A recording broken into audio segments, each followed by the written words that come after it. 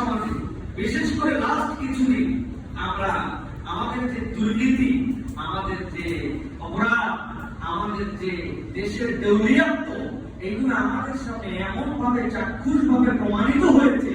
এত আইন, এত কানুন, এত ধরনের বিধিবিধান, এত ধরনের অমুক প্রতিষ্ঠান তমুক প্রতিষ্ঠান, এখন আমরা তো দেখতে পাচ্ছি যে প্রতিষ্ঠান দুর্নীতি রোধ করবে সে প্রতিষ্ঠান নিজেই দুর্নীতিগ্রস্ত।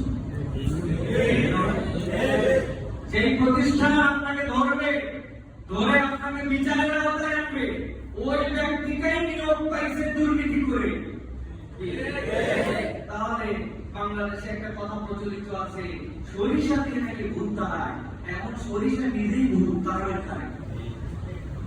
এই জন্য ইসলাম দুর্নীতি প্রতিরোধে কিছু নির্দেশনা দান করেছে। আমরা খুবই